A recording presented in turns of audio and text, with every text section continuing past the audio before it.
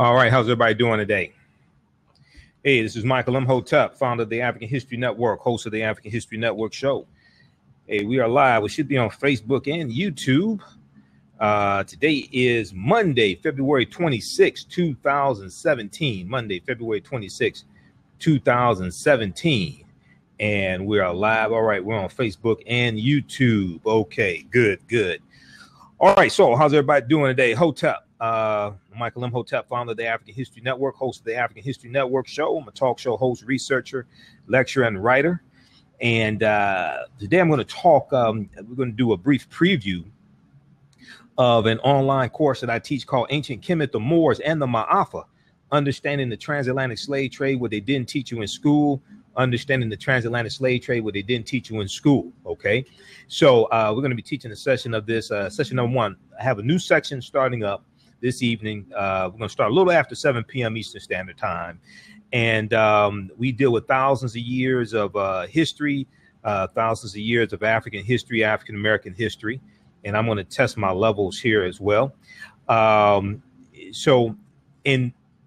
We deal with the transatlantic slave trade, but we deal with thousands of years of history before that as well. Okay.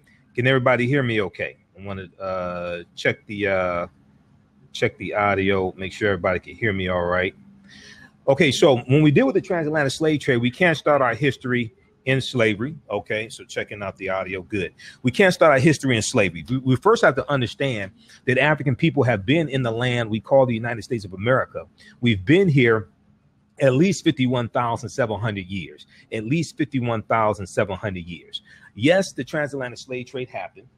And I encourage people, this is one of the texts we use in the book.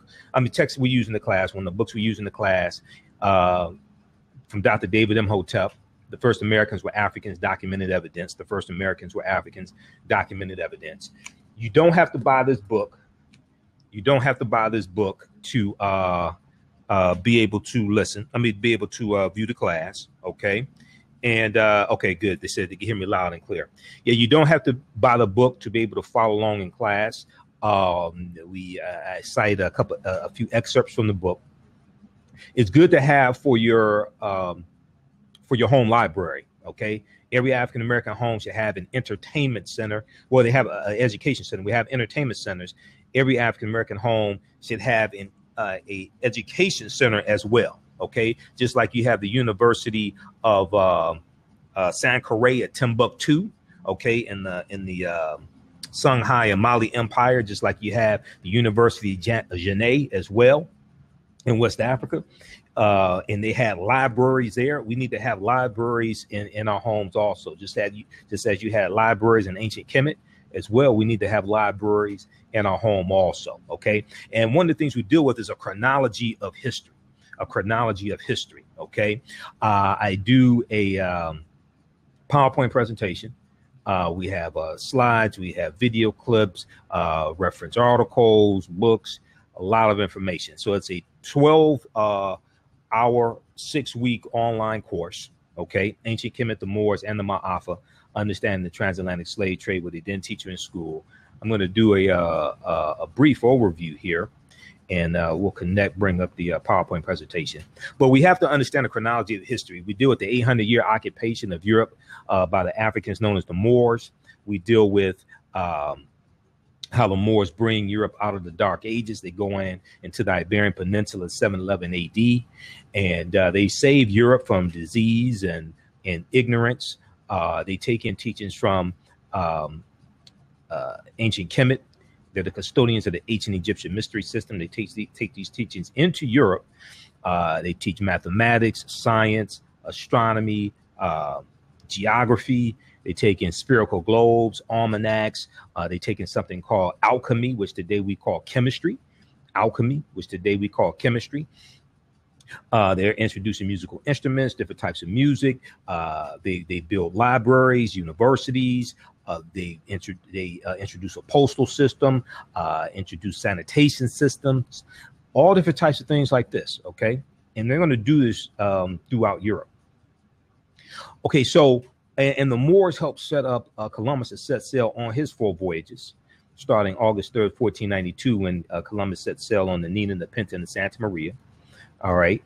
And we do dispel a lot of myths in the course also, because contrary to popular belief, Columbus never comes to the land that we call the United States of America. Contrary to popular belief, Columbus never comes to the land we call the United States of America. The closest he comes here is Cuba, which is 90 miles away. Closest he comes here is Cuba, which is 90 miles away. Okay. All right. So what I'm going to do, I'm going to go ahead and post a link here so you can register for the course. The course is only $40 for this 12-hour, 6-week online course. All the sessions are recorded. All the sessions are recorded. You can go back and watch it over and over again. Okay. Anything that you miss, you can go back and watch it over and over again. We're going to post this link again. It says register here. And we're going to start the class tonight about 7:15 p.m. The classes are normally on Fridays, 7 p.m. to 9 p.m. Eastern Standard Time. But there was a Comcast outage in my area here last Friday, Thursday and Friday. There was a Comcast outage. There was a problem at the main location for Comcast. So there was a outage with the internet. So I didn't have a steady internet connection to broadcast live, but they got it fixed. They gave me a credit on my bill, but the credit is not worth the time that I lost. But that's a whole nother story. Okay. All right. So let me pull this up here. Okay. Now, anytime I do a presentation, I know I'm going to say some things that people never heard before, may say some things that people disagree with. I usually have people put their fingers together to form a circle. I usually say something like this. The space inside this circle represents my realm of knowledge. Everything that I think I know about whatever I think I know is represented within the circumference of this circle. I must keep in mind that there are still things to know that exist outside the circumference of my own awareness. So the reason why I say that is because oftentimes when people hear something that contradicts what they've been taught, what they believe, or what they think they know, they automatically reject it without doing any research to determine the validity of the new information that they're learning. And at the same time, they usually don't use that same level of scrutiny to analyze, critique, or reevaluate what they believe or what they think they know. So just because you know everything that you know about what you know does not mean you know everything there is to know about what you know, because there's still things that exist outside the circumference of your own awareness. And these are the things that we deal with in the class.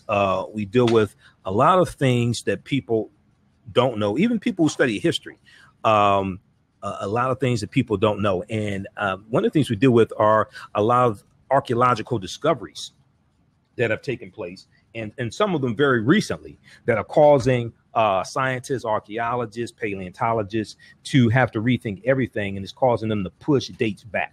Okay, so we try to deal with a chronology of history. It's important to understand these historical events chronologically. The transatlantic slave trade did not happen in a vacuum. It is the sequence of a number of historical events that take place, and they have a impact. They have a domino effect, and they lead to the transatlantic slave trade taking place. Okay, so we deal with the power of image and the negative images of African Americans in the media, how that impacts us, how that impacts the way we think, feel, act, and behave. We deal with studies like this study right here came out in 2012. BlackAmericaWeb.com, CNN, other news outlets picked this story up. This was a study that talked about how TV kills black boys' self-esteem. TV kills black boys' self-esteem. Now, African Americans watch a disproportionate amount of television. We know the television, you call it TV, I call it television, because it's a vision that tells lies. This is the number one way that European white supremacist images are fed to us. We know that African American adults 18 to 49 watch 7.2 hours of television a day, which is about 50 hours a week.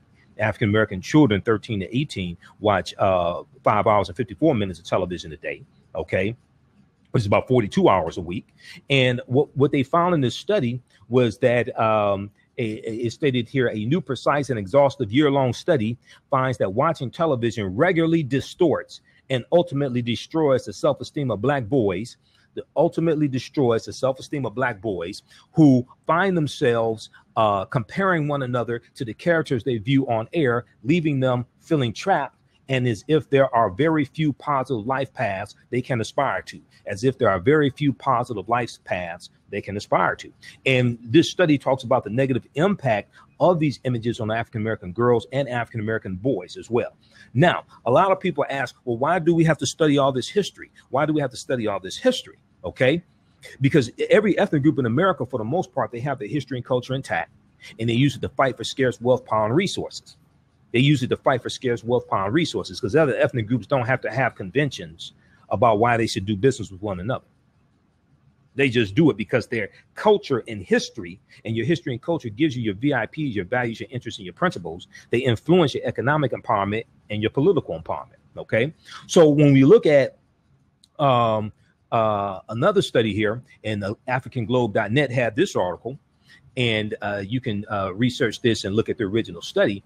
This deals with one of the reasons why studying African history is so important, and why it's so important for us to teach it to our children, just like every other ethnic group teaches their history and culture to their children.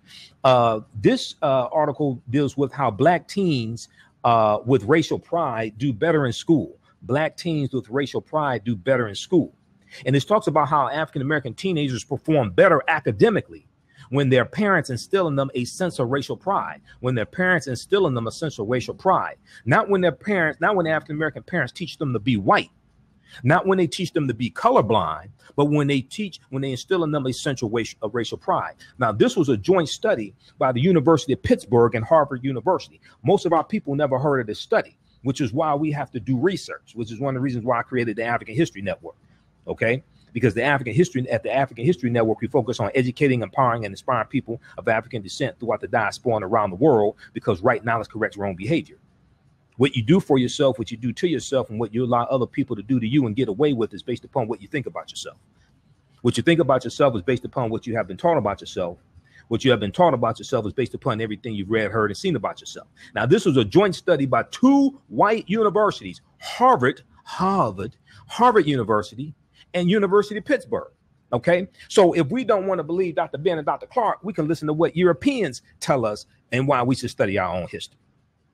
So in this joint study, it said a new study by the University of Pittsburgh and Harvard University shows that when parents use racial socialization, such as talking to their children or engaging in activities that promote feelings of racial knowledge, okay, not a post-racial America, but feelings of racial knowledge, pride, and connection.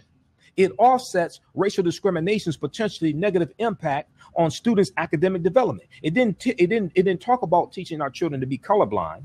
It didn't talk about teaching our children to believe in the myth of a post-racial America. It talked about how when parents teach their children to have pride in their history, pride in African history, pride in African culture, it promotes feelings of racial knowledge, pride, and connection. So taking them to Kwanzaa celebrations, taking them to African American History Month celebrations, taking them to African American museums, taking them to taking them to Juneteenth celebrations, things like this. This builds a bond, connects them to their history and culture, causes them to have a respect for their ancestors. Watching documentaries like Eyes on the Prize, watching documentaries, whether it's Hidden Colors or Out of Darkness or Black Friday, one of the documentaries I'm in, Black Friday, What Legacy Will You Leave? These activities connect African-American children to their history and culture, to their ancestors, and gives them a greater sense of racial pride, racial knowledge, and connection. But this is what every other ethnic group does. They don't have to have studies to do it. They don't have to have studies to confirm what they already know. It's good this study comes out because a lot of our people don't know. And many of our people think somehow trying to assimilate or somehow trying to believe in a post-racial America is somehow going to be beneficial to them. No, it's only beneficial to the ones who are trying to convince you that that myth exists. Okay, so this is extremely important. All right.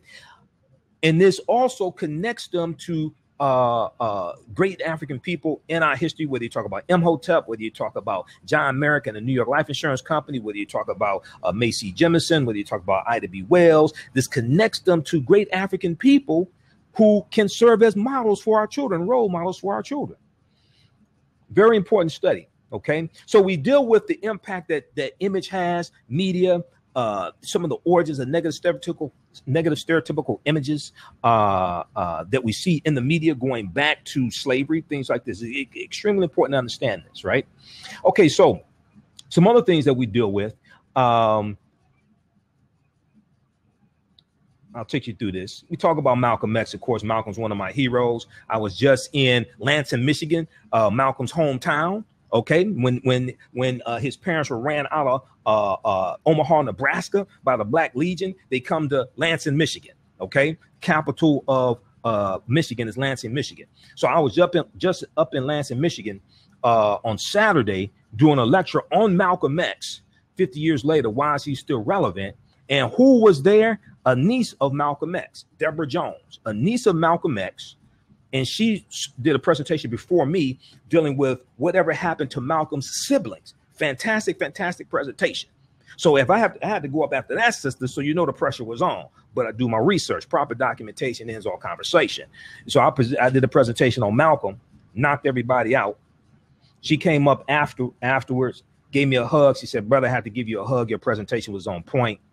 She appreciated my research. So I was very pleased with that. But Malcolm's one of my heroes. Malcolm taught us about the media. I've been studying media for 25 years. Malcolm said the media is the most powerful entity on earth. They have the power to make the innocent guilty and the guilty innocent. And that's power because they control the minds of the masses. The media is the most powerful entity on earth. They have the power to make the innocent guilty and the guilty innocent. And that's power because they control the minds of the masses. So that power can be used for either good or either bad. If you inundated with ratchet television shows, ratchet reality TV shows, it can have a negative deleterious effect on you, especially on African-American girls who see themselves negatively represented in these shows and think if I hook up with a baller, if I have a baby by a baller, if I become a stripper, maybe I could hook up with a baller, then I can have a reality TV show and I can have a record deal. I could perform at the BET Awards. I'm not calling any names. Okay, so what happens is that when that foundation is not in place, Dr. Leonard Jeffries and Professor James Small, two of my teachers, you've heard me interview them numerous times. Go to AfricanHistoryNetwork.com, AfricanHistoryNetwork.com. We have 750 archived episodes of the African History Network show on the Michael Imhotep show. I have a body of work. I can document what I've done. Okay, and you can listen to all these interviews. These podcasts are free for now. You can listen to all these interviews going back 7 years. And when they teach, they talk about the pyramid principle. Okay. And we deal with this in the class. So when we look at the pyramid, we notice that the pyramid has 3 sides. And I think I have it here.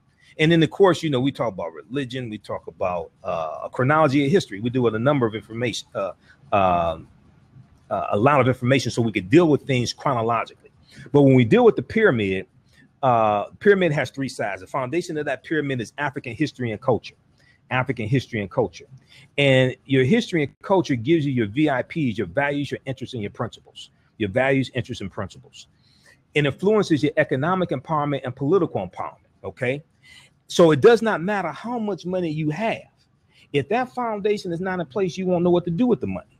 So consequently, we have a $1.3 trillion economy, approximately. 97% of our dollars are spent with people that don't look like us. Why? It's not lack of money. It's because the foundation is not there, because we have money to make everybody else rich, because 97% of our dollars are spent with people that don't look like us. Okay. Now you have a lot of people who say, oh, well, it's a myth about the economic buying power, things like this.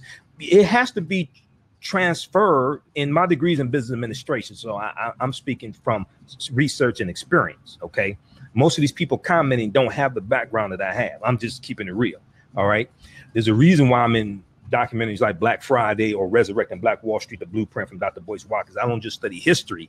I study business, economic empowerment. My degrees in business administration. I've taught entrepreneurship for 9 years, done business consulting for 7 years. There's a reason why I'm in these various documentaries. There's a reason why I write these articles. So a lot of people say, oh, well, it's a myth about the African-American buying power and things like this. Yes, it has to be translated into real power. But there's a reason why these people are in our communities with these various businesses, gas stations, grocery stores, liquor stores, things like this. Okay, so here we have the pyramid principle.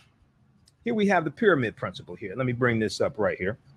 Okay, and we'll post a link again. How's everybody doing today? I'm Michael Imhotep, founder of the African History Network, host of the African History Network show. I'm doing a preview of my online class that I teach, Ancient Kemet, the Moors, and the Maafa, understanding the transatlantic slave trade, what they didn't teach you in school, understanding the transatlantic slave trade, what they didn't teach you in school. Okay, so this is a 12-hour, 6-week online course that I teach. All the sessions are recorded. You can go back and watch it over and over again if you miss any of it. Okay. We're teaching the session tonight. We're going to start up right around 7:15 p.m. Eastern Standard Time. I got to finish up here. And the class is only $40. We'll post a link again so you can register for the class. Okay. How's everybody doing? I know people watching us on Facebook and YouTube. How's everybody doing? How do you like this type of information? Okay. We'll post a link here in just a minute. All right. Let me continue. Okay. So let's go to the pyramid principle here. This is very important. And I know Dr. Leonard Jeffries is going to be, those in the New York area, Harlem, New York area, Dr. Leonard Jeffries, Friday, June 30th. He's going to be at the Black Theater there, doing a response to Dr. Wesley Muhammad's comments on the Breakfast Club last week. Okay, in reference to Africana studies. But this is the pyramid principle, right? And the foundation of the pyramid, African history and culture, influences your economic empowerment and political empowerment. So we have to take our minds back. Okay, what you do for yourself, what you do to yourself, and what you allow other people to do to you is based upon what you think about yourself. What you think about yourself is based upon what you have been taught about yourself. What you've been taught about yourself is based upon everything you've read, heard, and seen about yourself. So when we take our minds back, that influences what we do with our money, how we spend our money, the institutions that we support, the businesses that we build. It influences where we spend our dollars. Okay, so this is real. This is not make-believe.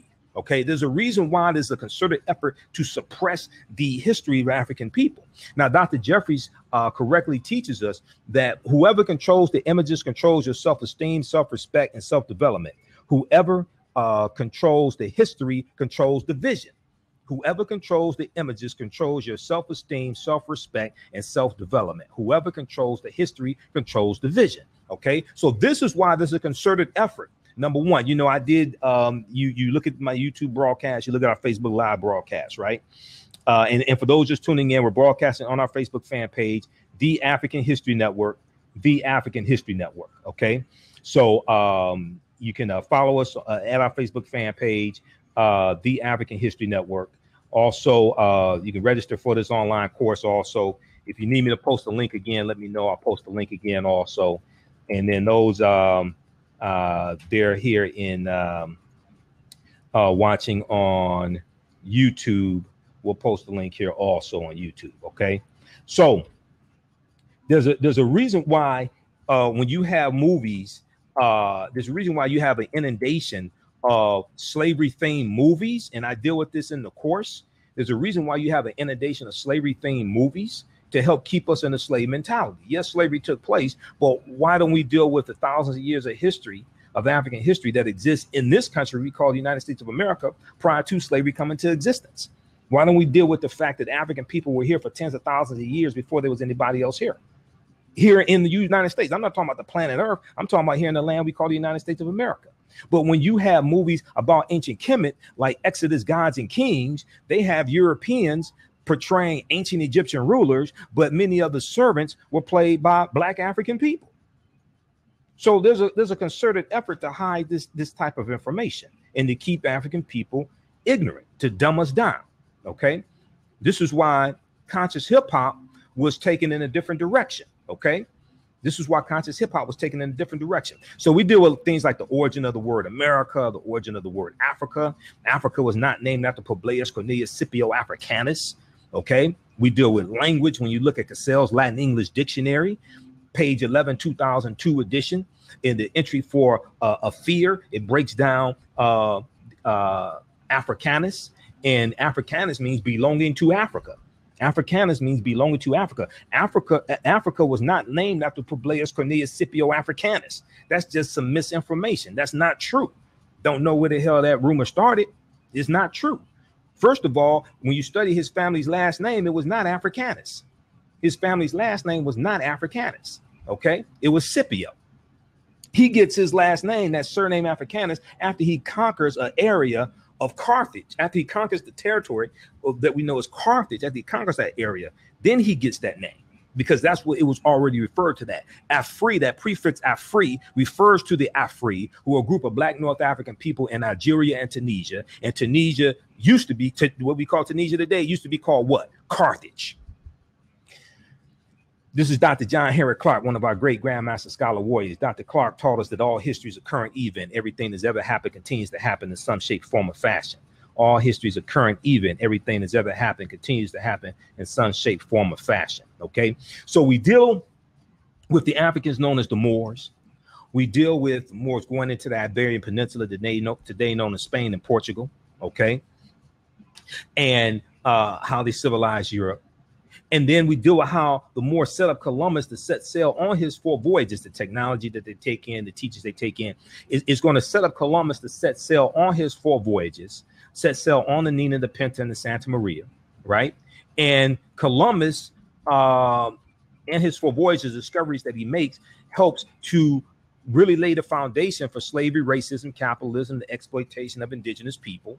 And Spain gets involved in the transatlantic slave trade right after the Portuguese do, because the Portuguese are going to dominate for the first 200 years. They get involved, going back to 1419, Prince Henry the Navigator sending ships around the west coast of Africa. And then in the early 1440s, right around 1441, they're going to start picking up Africans as slaves, taking them back to Portugal. And the Spanish are going to get involved right after him. So in 1482, we see Columbus sailing around the west coast of Africa, picking up enslaved African people. Okay, but we're going to see this explode with the discovery of these new lands, Puerto Rico and Haiti and Jamaica and Cuba, things like this. And what this is going to do for Spain is going to give them new territory, okay, to set up plantations like sugarcane plantations. It's going to give them new territory to explore for mineral wealth, for gold, different things like this, okay? And you're going to see the transatlantic slave trade explode, and you're going to see these other European nations come in and fight over these lands. So you're going to have fights between, for instance, we see Jamaica, 1494 is uncovered by Columbus, but we're going to see the British gain control of Jamaica in 1655, which leads to Queen Anne and the Jamaican Maroons beating the hell out of the British, okay, and forcing them into a peace treaty around 1739, I think it was, forcing them into a peace treaty. Okay, so you're going to see these lands fall into the hands of other people. You're going to see things like the Papal Bulls of 1455. You see the Doctrine of Discovery, 1452. You're going to see the Treaty of Tordesillas, June 7, 1494, where the Pope divides the non-Christian world between Portugal and Spain, and sends Portugal and Spain out to conquer the non-Christian world, because Portugal and Spain have been fighting one another, killing one another over these new lands. Okay. And the Catholic Church, which is in control, they're saying, no, go out and conquer these lands based upon manifest destiny. Go out and conquer these lands in the name of the Catholic Church and in the name of your respective countries, and stop fighting amongst one another. Okay, because the Catholic Church wants this wealth also to further enrich the Catholic Church. And these various European nations are trying to rebuild themselves coming out of the Dark Ages, where they were hit by the bubonic plague, the Black Death, from 1347 to 1400 in spurts. And Europe is going to lose between 1/4 to 1/3 of their population, between 25 million to about 75 million people. Europe loses because of the Black Death. So they're trying to recover. So you have to understand the chronology of history and how a sequence of historical events lead up to a larger event taking place. Once again, the transatlantic slave trade did not just fall out of the sky. Okay, it was the sequence. It was the result of a sequence of historical events. And you can't start studying the transatlantic slave trade in 1619. You can't start in 1492, even then. Okay, And you also have to understand how the teachings the Moors taken to Europe are then going to lead to secret societies being created, European secret societies, whether you're talking about the Knights Templar, the poor knights of Christ, 1118 AD during the Second Crusades, okay, who later become known as the Knights Templar, whether you're talking about the Freemasons, things like this. And Freemasonry is based upon teachings coming out of ancient Kemet taken into Europe by the Moors. So if you look at a picture like this, we see the Washington Monument, which is a tekken, an ancient African symbol. It's a tekken, okay? And we see that there were tekken for plural, in ancient Kemet. It's a symbol of resurrection. It's a symbol of it's a symbol of resurrection and rebirth, transformation, and resurrection. Okay, so this is very, very important history. Okay, now when we look at things like Freemasonry, okay, so Freemasonry, and let me bring this back up here just a second. How's everybody doing? Okay, I lost something here. I'm not sure. Okay, we posted a link again. It says register here. If you need me to post a link again, how you all enjoying this information? How's everybody doing? Okay. Who wants to register for this online course that we have starting up this evening? We're going to start right around 7:30 p.m. because I got to wrap up here. We'll do a couple hours tonight. It's normally on Fridays, 8 p.m. to Dr. Issa. What's up, my brother? My brother, Dr. Issa. Now we're going to have Dr. Issa. I'm going to interview Dr. Issa this week sometime because Dr. Issa is responding to Dr. Wallace Muhammad on the Breakfast Club. Okay. What's up, Dr. Issa, my man? How you doing, brother? And then I already announced Dr. Leonard Jeffries. Dr. Jeffries, one of my teachers. You saw us put the broadcast. Now, this is not against Islam. This is the comments of Dr. Wallace Muhammad. Okay, now Dr. Wallace Muhammad may want to clarify his comments, and that'll be good. Okay, but you cannot attack the discipline of Africana studies. The reason why is we have to be very clear, and I know Dr. Issa is going to break this down because he knows this better than I do. But the reason why I was able to take Africana studies classes at Wayne State University is because African American students had sit-ins. They had sit-ins at Helen Newberry Joy, the financial aid office at Wayne State, 1988, 1989. And they took over the financial aid office to demand the creation of an Africana Studies department at Wayne State University, which is in Detroit, which is damn near 90% black at that time, because there was no Africana Studies department. The reason why you have Africana Studies departments at various universities is because those college students, the late 80s, early 90s, there were sit-ins that these African-American students had demanding an Africana Studies department. That's why they exist today. If you go back to the 1960s on college campuses, African-American students were having sit-ins demanding a Black Studies department. So you have to understand this history, and you can't disrespect or denigrate the discipline of Africana studies, because for my research, Africana studies is a more systematic study of the history of African people, Pan-African studies, things like this. It's a more systematic study than traditionally even Black studies. It's taking a more systematic approach to the research, the documentation, things like this. Africana studies is very, very important. Doesn't mean that may be the only degree that you get, you know. And if it costs you $80,000 for that degree, you may want to look at another college. I know when I went to Wayne State, you had people that went to Wayne County Community College. They would take some prerequisite classes there at Wayne County Community College because it was cheaper, and then take other classes at Wayne State. Okay, so when we look at Freemasonry, right? We look at Freemasonry. The word Mason is derived from the Latin words mass and sun, mass and sun. So Mason means child of light. And this expresses the desire to pursue light, which is a metaphor for the sun, which symbolizes knowledge. So if you look at cartoons, whether you look at Tom and Jerry or the Road Runner, things like this, you look at cartoons, when a cartoon character gets an idea, a light bulb goes on above their head, because light, the concept of light or the sun, was synonymous with knowledge, and darkness was synonymous with ignorance.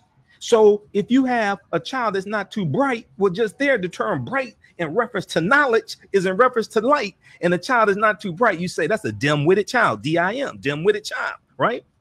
So the Moors are taking the light, the knowledge, into the dark continent. The dark continent was not Africa, it was Europe, because Europe lacked the knowledge. So the term child of light, or sons and daughters of light, was first used to identify students who had completed 42 years of study in the temples of ancient Kemet. Many Masonic temples were modeled after the temples of Kemet, places where light or knowledge was imparted in a series of steps or degrees. So the whole concept of liberal arts, the trivium and the quadrivium that George G.M. James talks about in Stolen Legacy, that comes from ancient Kemet. The concept of liberal arts colleges, that goes back to ancient Kemet. And when you go to college, you get your credentials in a series of degrees: bachelor's degree, master's degree, PhD, etc. Read Egypt on the Potomac. That's one of the books we use in the class. You don't have to buy any of these books to follow along, just so people understand. But it's good for your library. It's good to have for your library. Read Egypt on the Potomac by Tony Browder. Fantastic, fantastic book. Pages 18 to 32. Okay. All right. So how's everybody doing on Facebook? How y'all like this information? Okay. Who wants to register for this online course? Remember, all the sessions are recorded. You can go back and watch them over and over again. Okay. And then, as soon as you register, I forgot, there's bonus. It's like, I don't know, maybe 12 hours of bonus content. There's a lot of bonus content I have for you also.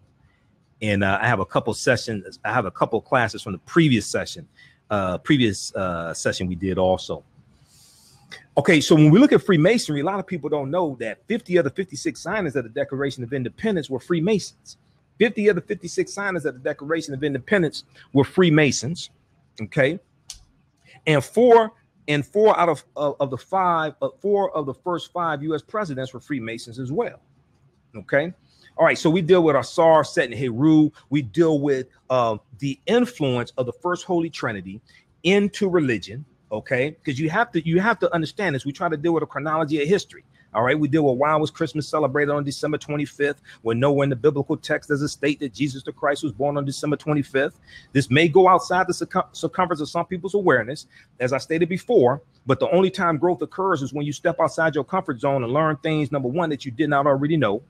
Number two, I provide you with the resources for you to go do your own research. I tell people, you don't have to believe a word that I say. Go do your own research. Proper documentation ends all conversation. See, the letter J was not created till 1630 AD. The letter J is derived from the letter I. And if you read The Historical Origin of Christianity by Dr. Walter Williams, who's another one of my teachers as well, go listen to the podcast, AfricanHistoryNetwork.com. You can hear the numerous interviews I've done with Dr. Walter Williams. Chapter 9 of his book deals with the whole history of the letter J. The letter J is derived from the letter I. The letter J is an I with a hook on it. It's not by accident that the letter J comes after the letter I in your 26-character alphabet. That's not by accident. It's because the letter J is derived from the letter I. So when you look up the word Jesus in the dictionary and you study the etymology of that word, it takes you back to Yeshua, which is Amharic. Amharic is the ancient language spoken by the Ethiopians or the Abyssinians. Amharic. Letter J didn't exist. So we have to understand this history. And if you go look at the original King James version of the Bible, King James version of the Bible, 1600 AD, the name was Iesus with the I, wasn't the J, because the J didn't exist. So we have to understand this history.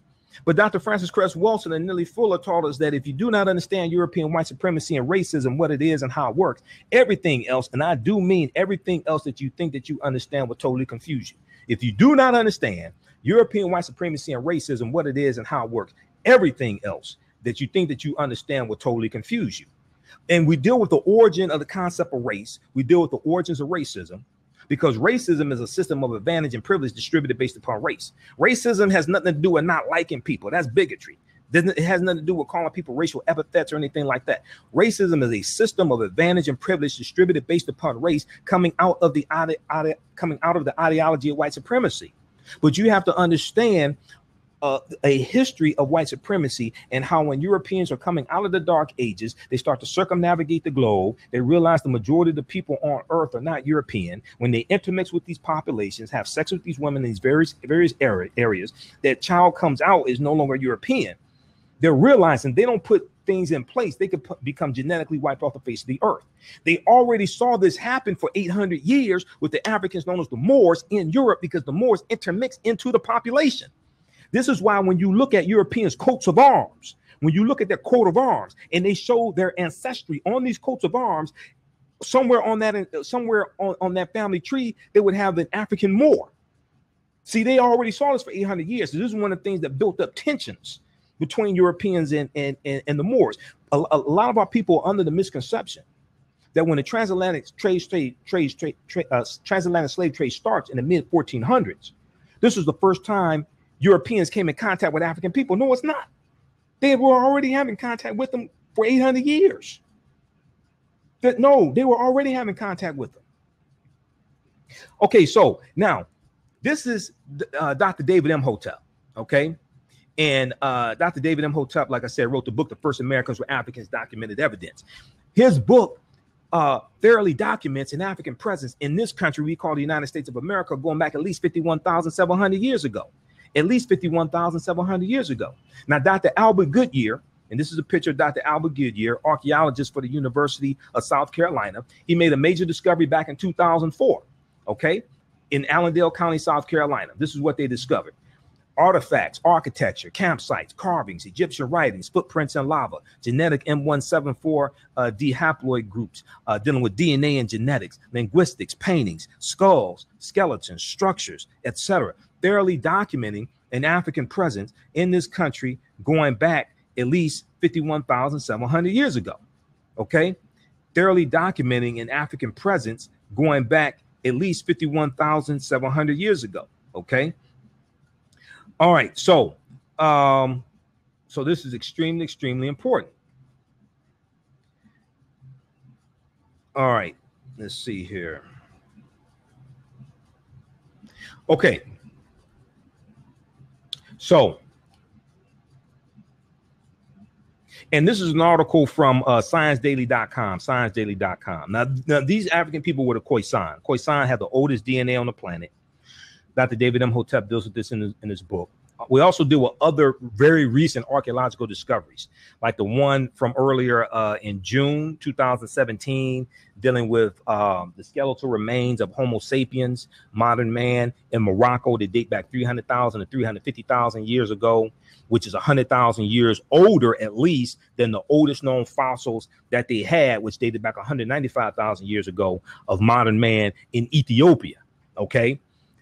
And see, the deeper they dig, the blacker the planet gets. The more research they do, the older we get. So this is an article from ScienceDaily.com. New evidence puts man in North America 50,000 years ago.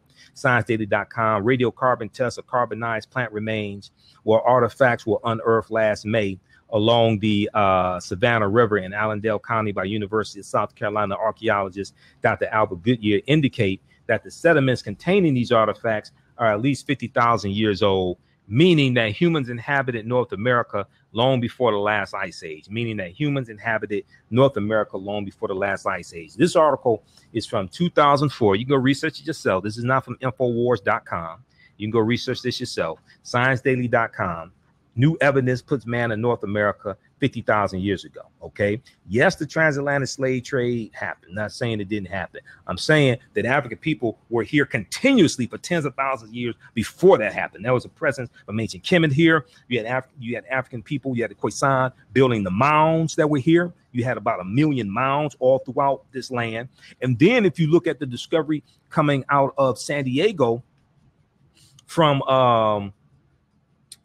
April 26, 2017, mastodon skeleton that paleontologists are saying was smashed by humans. This skeleton dates back at least 130,000 years ago. Only people on the face of the earth then were African people.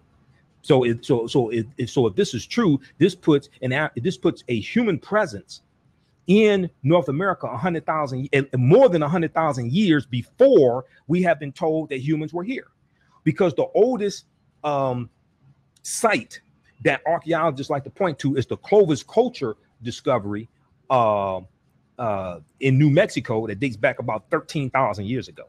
But they're trying to suppress the information from Dr. Albert Goodyear because he's putting an African presence here, and this is what Dr. David Imhotep deals with, because African people were here before Native Americans came into existence. We were here in this land before Native Americans came into existence, because Native Americans are the offspring of the intermixing of Africans who come to this country at least 51,700 years ago, and Asians who come here around 3000 BC. They're going to intermix, and their offspring are who we call Native Americans. Their offspring are who we call Native Americans. Okay. All right. So we're going to go ahead and start this class. You can join us. You can register for this online course. We'll post a link here. It says register here. This class is a 12-hour, 6-week online course. It normally meets on Fridays. We're doing a session today. We'll do another session Friday, 7 p.m. to 9 p.m. All the sessions are recorded. If you miss any of it, go back and watch it over and over again. Not a problem. The course is only $40. Go ahead and register there. You could join us in class. And as soon as you register, we have a lot of bonus content, a lot of bonus footage for you to watch. Also, we have some previous sessions of the last class that I taught as well. Previous sessions of the last course that I taught. You can watch that as well. We have bonus content for you also. Okay. All right. So this class is Ancient Kemet, the Moors, and the Maafa, Understanding the Transatlantic Slave Trade, what they didn't teach you in school. And be sure to follow our Facebook fan page here, the African History Network, the African History Network. Those watching on YouTube, how's everybody doing on YouTube as well? And got the 19 Report, Hetty House, Angela Flood, also on YouTube. And we'll post a link here also on our YouTube channel for you to register. Visit our website, AfricanHistoryNetwork.com, AfricanHistoryNetwork.com. A lot of information there. All of my DVD lectures, podcasts of our shows, recommended reading list of books there. Also, you can keep up with where I'm going to be as well. I will be in Atlanta. I'll be in Atlanta third weekend in July for the Liberated Minds Black Homeschool and Education Expo. The Liberated Minds Black Homeschool and Education Expo. That's always the third weekend in July. Go to liberatedmindsexpo.com, liberatedmindsexpo.com. Okay. For more information on the Liberated Minds Black Homeschool and Education Expo. And I'm usually one of the presenters there, and I'm a vendor there also. Okay. All right. What's BC if you don't? Okay. BC. Okay. BC, according to Europeans, means before Christ. But you have other scholars that use different dating systems, like BCE, before the Common Era, okay, or ACE, after the Common Era. There's an attempt to move away from that. BC means before Christ. AD means Anno Domini, in the year of our Lord. Okay, using the dating system BC, before Christ, is really problematic if you understand history. But this is the dating system they use. But they also, some people also teach that creation started 4004 BC, because Bishop James Ussher in the 17th century said creation started October 23rd, 4004 BC, but which is not historically accurate. But there's an attempt to confine history within that timeline. Okay, this is why a lot of this information is being suppressed, because the archaeological research will totally blow these timelines out of the water. Okay, and this is why they keep, when these new archaeological discoveries are made, they keep having to push dates back.